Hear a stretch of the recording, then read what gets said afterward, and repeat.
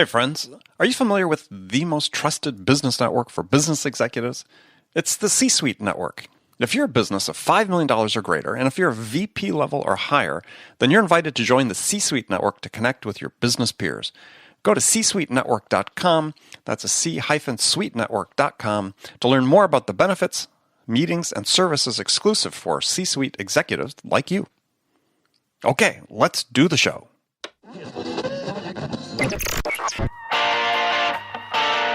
It's time to accelerate. Hey friends, this is Andy. Welcome to episode 484 of Accelerate, the sales podcast of record, where I hold in-depth conversations with today's leading experts in sales, marketing, and leadership 6 days a week.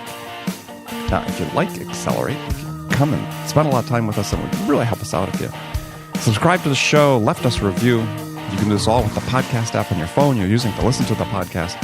So go ahead, hit pause, subscribe, leave a quick review. We really want to know what we can do to provide even more value for you during this half hour every day. So go ahead, do that. Come right back then. We'll be waiting for you. Joining me on Accelerate today is Evan Carmichael. Someone I enjoy speaking to every time we get an opportunity.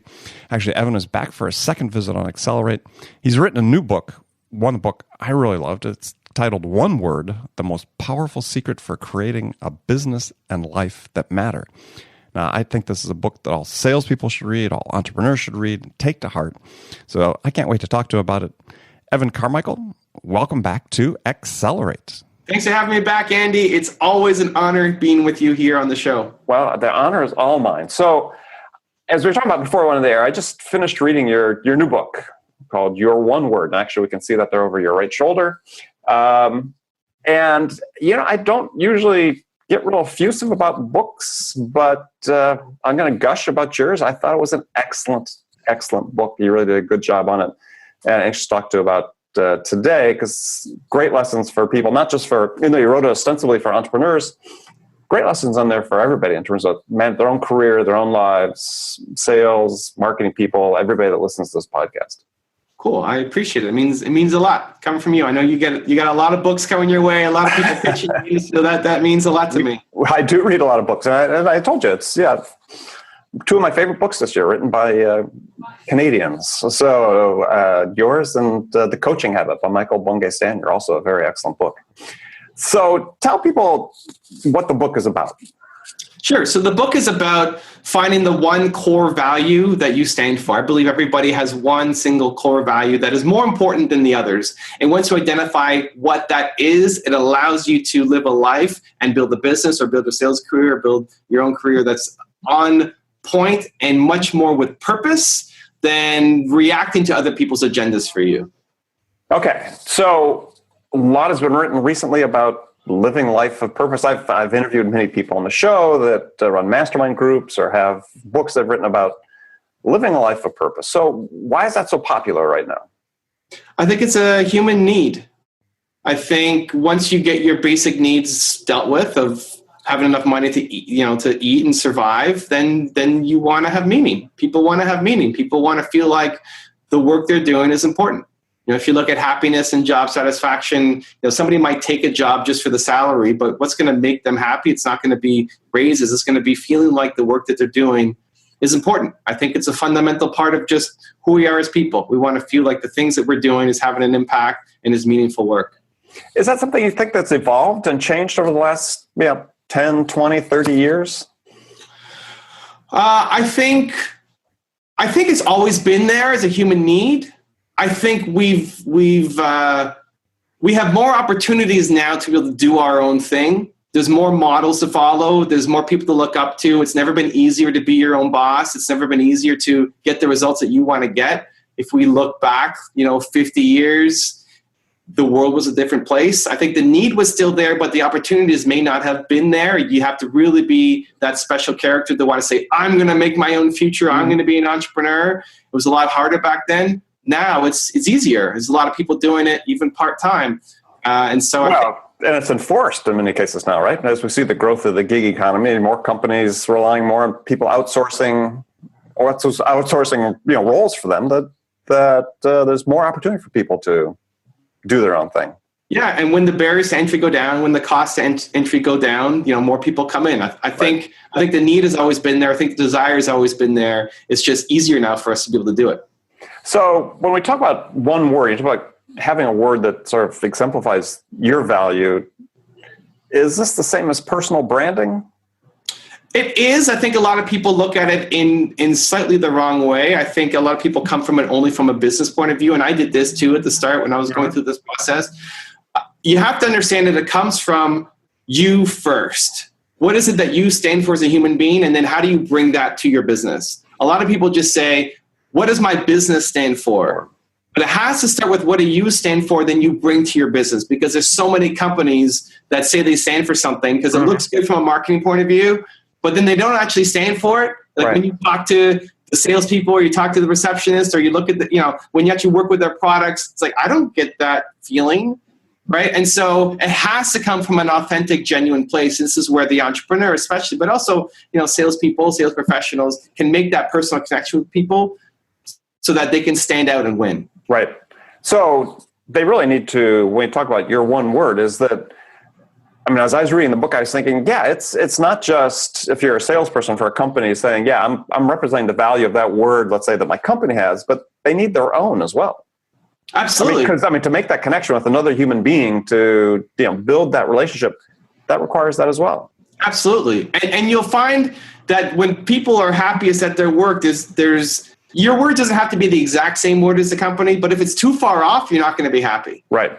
Yeah, you're working in the wrong place. 100%. Right. It's not that the company's wrong or you're wrong. You're just in the wrong business. Right. If you have immense job dissatisfaction and it's like coming from a place of values, they value this, you value this. Don't try to fit their mold. Just go somewhere else where you can shine. Right. And that could be on your own. So you wrote this book at a time when you were already successful. So what changed? What was the sort of the epiphany that you had that said, okay, I need to change how I'm positioning this, I guess? So I had sold my first business. I had a successful exit. I started my second business. It was building up, having success. And quite honestly, I was getting bored because I felt like I could be doing more. I felt like this was going, it was a money-making machine, but I felt like I could be doing more with my life and with my business. I was searching for more meaning myself. And quite often it's hard to get off that train where you're having success. Right. And say, I'm going to do something different. Well, it's a risk, right? You're jeopardizing what you've already established, right? Yeah, and often I think the success of the past can be chains to prevent you from going forward even further. And so I felt like I wanted to do something with more meaning in my life, in my business. I thought it was just an issue of a marketing tagline, and I needed to change what my business called itself. Right. I didn't have this deeper insight that this is more about me than anything else. And so I experimented with different taglines for the company. And through that process, really thought about, well, what do I stand for? Before thinking about what my business stands for, what do I stand for? And I didn't have an answer. So I started looking deeper into that. Eventually, through a number of different exercises, came down to what I stand for was believe. Which means what? So believe to me means believe. Most people think self-confidence, which it is, believe in yourself. Sure. But then it also breaks down into believe in what you're doing. So have a passion for the work that you're doing every day, and then believe that it's going to work out and have the conviction to follow through. And so in the book, I recommend people go through that process of finding their one word, and then those three parts make up your credo. Right. So you have your one word of believe, and then your credo for me becomes self-confidence, passion, and conviction to add a little more definition to everything. Right. And then that really spoke to who I was. If I looked at my past and I looked at what I would still value, in 10, 20, 30 years, that really spoke to me. And then I started bringing that to my business.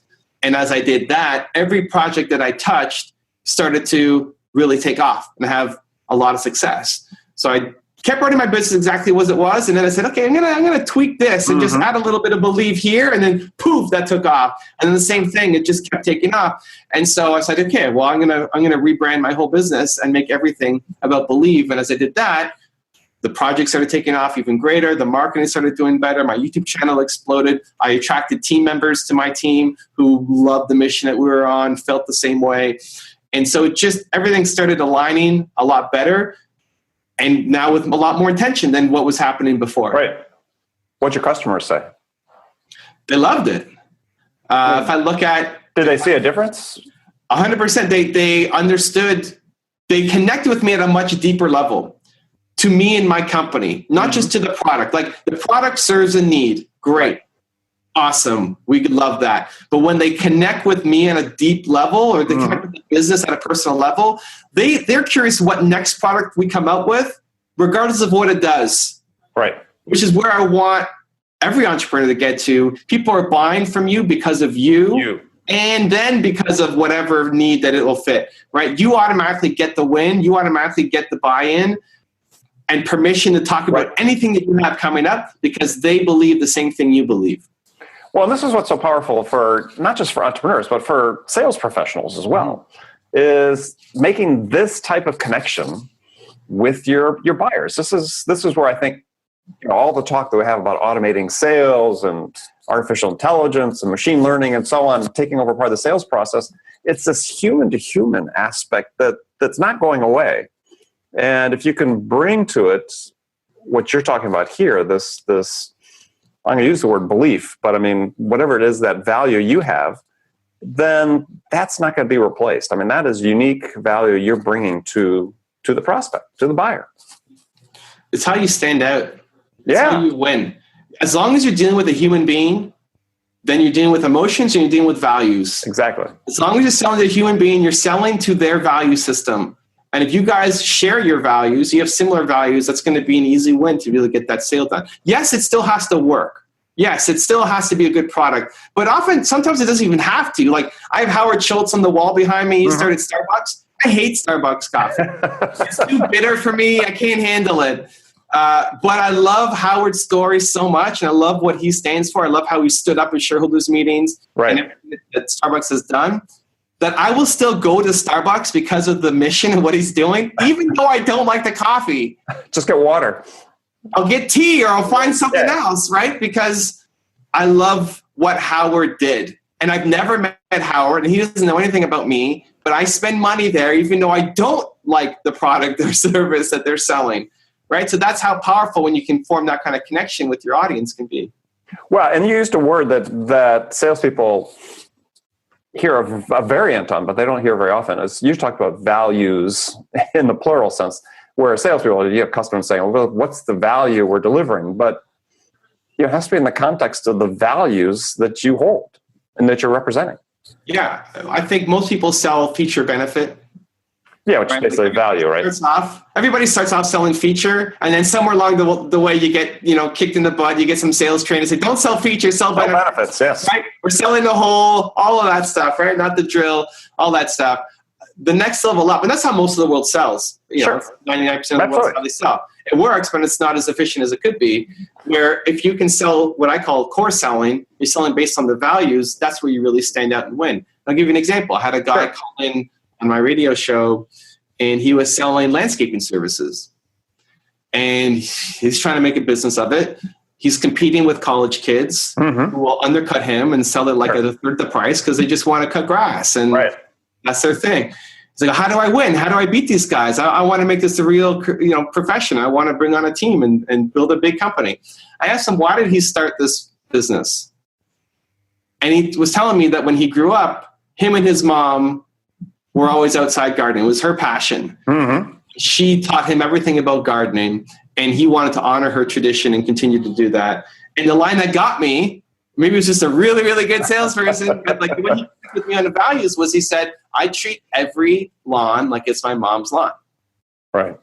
I would hire that guy over a university kid. I would feel like this guy is going to care for my house. Right. And the potential damage that maybe some university kid knocks over something and breaks a lamp or something, like I would pay 3 times as much for this guy to come to my house and cut my grass and do the landscaping versus somebody else. Right. It's given me a reason to care. Even if the services are exactly the same, he's given me a reason to care more and to pay a premium for it.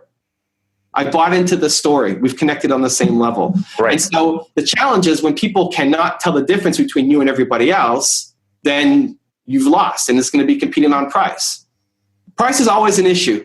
Like if somebody says price doesn't matter, they don't know what they're talking about. Price is always a variable. It's one of the variables. Right. And it's not always the most important variable. And so if you can connect with somebody on that emotional level, here I am. I'd be willing to pay 3 times as much to go with this guy versus somebody else because I believe the same thing he believes. Right. And the science is inarguably conclusive that decision-making is driven primarily by emotion, right? We make emotional decisions for logical reasons. We make the emotional decision, we backfill with the rationalizations as to why that was a good decision. Sure. But I mean, the science has been shown. I mean, there was a scientist, I think Antonio Damasio, I think his name was, in Italy, that did a study, sort of landmark study of this subject. Unfortunately, it had some severe brain damage that had damaged the control center for emotions in his brain. Guy couldn't make a single decision. Couldn't decide what to eat, what to wear, nothing. So even our most fundamental decisions are driven by emotion. So connecting with the values, extremely logical.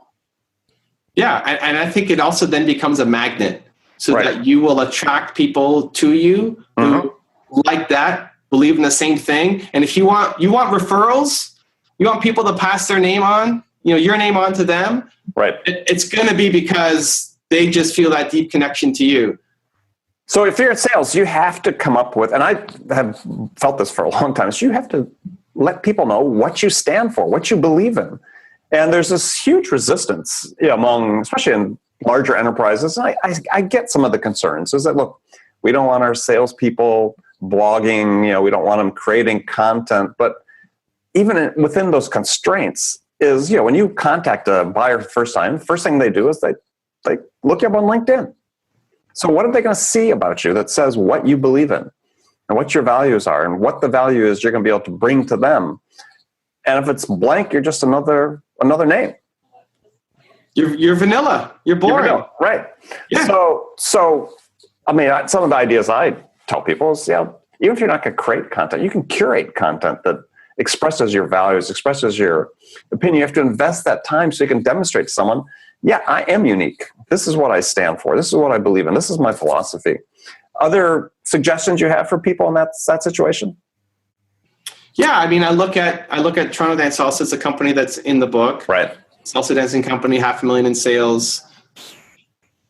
They are all about family. The one word is family. Right. So they're teaching people how to dance salsa.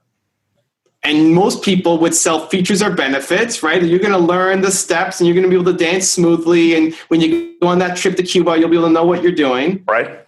But why do people really sign up for a dance class? They're coming for the connection. Right. They want to either connect with husband and wife, like spend some time together, or meet somebody new. And so that's really what the company sells. It's why that company is able to outstrip all the other companies in the industry, in some cases just combined, because they stand for something much more powerful. And so I think it's valuable not just on a sales level and a company level, but just as a human being to know what it is that you stand for so you can now make more important decisions. But especially from a sales perspective, if you're dealing with people who are looking you up, if you look, like everybody has a great resume on LinkedIn. Everybody has a great profile picture. Everybody, right? We're all living a Photoshop version of ourselves now, right? We all look great. The Instagram version, right? Right? Whatever, right? We all look fantastic. We all have this beautiful resume. We're all having fun. Make me feel something. When I look at your thing, I should feel something. When I look at anything that has to deal with you, I should feel that. And in some cases, it's going to be really positive or it may be negative. Well, we have this aversion to being controversial. And it doesn't have to be controversial. It doesn't have to be controversial, I meant even to be thought-provoking. What I found is the one word is always positive. It's not my one word is death, or hatred, or right. Well, there probably are some people out there that belongs to it. Yeah. I've gone through this exercise many times. I haven't found somebody deep down that may be there, like what they're putting off, but deep down they still have. I believe people are fundamentally good. Yes. There's a piece of good in everybody that maybe they're not expressing, but it's there. And by sharing that, you'll attract people who believe in the exact same thing as you. Now, some people, as an example, let's talk about hiring. Let's building a sales team, bringing people on board who are part of what you're doing. When I hire somebody, I always lead with the value first. So I'm looking for a salesperson who believes in entrepreneurs, Mm-hmm. It'll lead with the mission, what we're trying to do, and what believe means. Some people will look at that and say, that's kind of silly, man. Yeah, what's the commission plan? You know what I believe? I believe in my commission check. That's what I believe, right? Perfect. Don't apply. We're not going to work well together. And there'll be other people who look at that and say, that is what I want to do. And so it is being a little bit, not controversial, but saying, here's what I believe in. And some people will be naturally attracted to that, and some people won't be. But who am I going to work better with? Who's going to then pass on business to me? Who's going to excel in my organization? It's going to be people who believe the same things. And there's no one right belief. It's not like my word is better than your word, is better than Susie's or anybody else's. But we want to be around like-minded people and build a team of like-minded people. We can all have different skill sets, different expertise, which is great. But the biggest fights and the biggest disharmony comes when you have a values difference.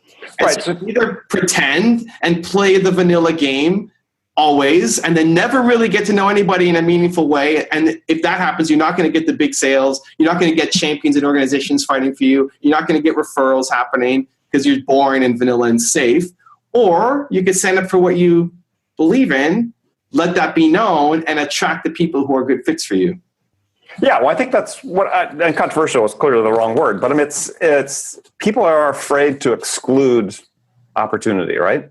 So by taking a stand and saying that you'll stand for something, what you're saying is that, yeah, not everybody is a fit for this. And that's really hard for a lot of entrepreneurs, really hard for a lot of salespeople to sort of say, yeah, I'm purposely excluding opportunities that at the end of the day won't be opportunities because you're not going to be aligned with them.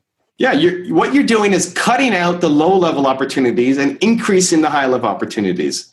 Yeah. If you want to work with the company long-term, you want to make a sale and have that last and be a relationship that goes on 10 years and you get all their business and you get all the referrals and they love you, it's only going to happen when you have similar values. If you're pretending to be somebody you aren't, they'll see through you and you may get the first sale, but you're not going to get the second sale. You're not going to get the word of mouth. Exactly.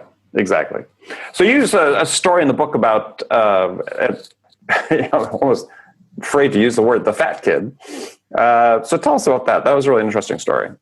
So this is ad that Nike put out that I loved. I think it's their best ad ever. Usually when you think of a Nike ad, you see Michael Jordan, you see LeBron James, you see these like physical specimens and muscles and dripping and, at the height of their achievement. And they put out this one video of this fat kid running down a road. And he is supposed to be great. He's like, how is this kid great? He doesn't look like Michael Jordan. He's this huge kid trying to run. He looks like he's breaking a sweat and he's, going to be out of air any moment. But what I loved about it is it takes greatness to start. Yep. And it's greatness in what you see in yourself. Like if this kid looks in the mirror and says, hey, I want to run. This happens to a lot of people at the beginning of any of their career, right? I want to be the top of my organization, right? I want to be the leading salesperson here.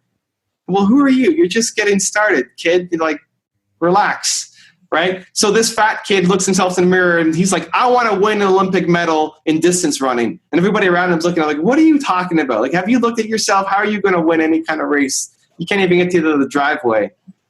But it's what you see in yourself that matters. And getting started. And what you're doing exactly. Again. Right. And improving and running. If this kid keeps running, he will be great. If you keep doing the thing that you need to do, if you keep working on your sales training, you keep honing your skills, you keep getting better and better, you will win. Where too often in our environment, we got the people telling us that we can't do something or letting us settle or letting us get off for whatever excuses that we have. And I think increasing your own standards becomes really important if you want to live an extraordinary life. Yeah, I mean, you use the word, and again, not necessarily pejoratively in the book, but the word mediocre a fair amount. But you're not saying people are mediocre. What you're saying is, yeah, they're settling for less than they could or less than they need to. I don't think anybody needs to be mediocre. I don't think people are mediocre. I think their attitudes, their mindsets, and their beliefs are mediocre. I think as a result, companies are mediocre because it's a collection of all these people with mediocre thinking coming together. Let's build a mediocre organization. You look at the Fortune 500 list and almost nobody's on it from when they started. Yep. Companies that have built up and become great and then fall back down. Nobody can sustain greatness. and we settle for being mediocre. Most companies are boring. Most companies, I mean, we're talking about having a core value and living by it. Look at most companies. Every single company, every big company at least has core values. Mm-hmm. They have a list. They have a plaque on their wall of like the 12 core values that they have. Right. And I guarantee you, nobody in the company, not even a CEO, could list those from heart. Right. And so how are you living? These are supposed to be the things that help you make the tough decisions when it comes to you. This is what we stand for, what we live by. You don't even know what they are. Well, and I think part of the problem right there, as you identified, is there's 12 as opposed to 1. Complexity is the enemy of execution. Right. And we see that all the time. I mean, for people you talk about, start their careers that aspiring to the top is, everybody wants to take the big step, right? And really success is earned, like the kid in the ad, is earned one step at a time, one day at a time. Yeah. And make it easy for yourself. Like when you have the self-awareness, it makes it easy for you to identify, like maybe the fact you're going too slowly is you're at the wrong company because you're trying to fit into a culture that you shouldn't fit in on. Right. Somebody else will make a plan for you if you don't plan for yourself. Is that your quote or is that somebody else? I don't know. It just came to me. I like it. I'm going to write that one down. That could be my quote next. I'm channeling Andy Paul energy right now. It's just coming out. All these words of wisdom. Well, so let's talk about that. I mean, you have throughout the book a great assortment of quotes, and I assume some of those are more meaningful to you than others. So what are some, words of wisdom, some aphorisms, whatever you want to call it, that you live by? One of the quotes that really meant a lot to me was Ford saying, whether you believe you can or you can't, you're right. Right. Henry Ford. Yep. And that, that's believe, right. Even in finding your one word, thinking about what your favorite quotes are will help you. Yeah. What are the quotes that you love that are on your desktop, background or screensaver or in your wallet or phone or whatever it is? That's a hint into what really drives you. Yeah, absolutely. So there's a reason why I love that quote, right? Like I'm going to put that up in my son's bathroom so he sees it every day when he goes to the bathroom, because I want him to believe in himself as well. Right. And so what I try to do, with books, this is a big fight with the publisher. I hate long books that take a long time to read. Yeah, they want big books, yes. And chapters that are like 50 pages long, and then I want to stop, and then I'm reading the same page 4 times, and I don't know what's a good point to stop. So with the book, almost every page is a break. And there's a new title, and there's a quote at the top of each page. It's designed to be super easy to read. So whether English is a second language or you just want to be able to pour through something really quickly, but also have a lot of good content, I designed it for myself, for like attention span. Give me the content. Let's go. Let's get into it. And some little hits of inspiration. So I like learning from successful people. I think if people have done something that I haven't done, I can learn from them. Mm-hmm. And so sharing stories and sharing quotes that help amplify an argument, that helps kind of sink it in a little bit more, is something that I enjoy for myself. So I brought it to the book, and the format has been one of the most commented on parts of the book, aside from the content. People really like the structure and the format, so I'm happy with that. Otherwise, the publisher would be yelling at me. If it didn't work, I'd be in trouble. Yeah, no, it's definitely easy to read, easy to consume. So getting back to that is let's leave people with a couple things they can do to sort of start on the path to developing their one word. Simple things that they can take away and put to use. Yeah. So it's a long process, and we can. Sure. I'll kind of condense it down for a podcast version, but I think at the start, it's understanding that this is a forever thing. This is not a 2017 New Year's resolution. This is not like I'm dealing with a difficult situation right now and I just need to get out of it. This is something that you've always been, whether you've recognized it or not, probably not, because most people don't do this kind of thinking. But it's always been a part of you, and it always will be. Right. So in 30 years, you still care about this. If not as much, even more. Like, I'm still going to be about believe 30 years down the line, probably even more so. It's the one thing that you want to teach your kids. Like one lesson. You get to say one word to your kids, and that's the only thing you ever get to tell them. What's the word, right? What's the one lesson you want to pass on? And so that is a starting point. A lot of people have a hard time jumping out of their immediate situation because of stress and quotas and all of this immediacy. Imagine it's a forever thing. Next, think about all the things that have made you happy. The highest highs you've ever had in your life. What did you love about your parents? What was your favorite movie? Who was your favorite teacher? Out of all the teachers you've ever had in your life, hundreds of teachers, most of them who you've forgotten who they are, there's one or two that stand out. Why? What was special about those two? It wasn't because they taught you science. Because they took the time and energy and care to get to know you, and they shared some kind of similar value to you. Figure out. For the salespeople, listen, I want you to be that salesperson. Of the thousands of salespeople that have knocked on the doors of your clients, I want you to be their favorite salesperson of all time. So when you figure out those highest highs, that allows you to start figuring out what's the common theme between them. My favorite song, my favorite movie, my best friend, what I loved about him or her, my parents. Write down a couple words for each, and you'll start to see common threads, your favorite quotes and why, all that. Some people have a hard time going positive, and it's easier to go negative. And so the other option is, if you can't get it from the positive side, go negative. Who are the people you can't stand being around? You just cannot stand being anywhere around. For me, it's haters. People tell you can't do something. Right. It drives me nuts. I can't handle it. So that becomes your anti-word, your anti-value, and then the opposite will be your value. So if you think about maybe somebody in your family, maybe Aunt Susie, you just can't stand being around. And every Thanksgiving, I don't want to go because Aunt Susie's going to be there. It's not that Aunt Susie's a bad person. She just has this thing about her that you just don't want to be. It makes you nauseous. Right.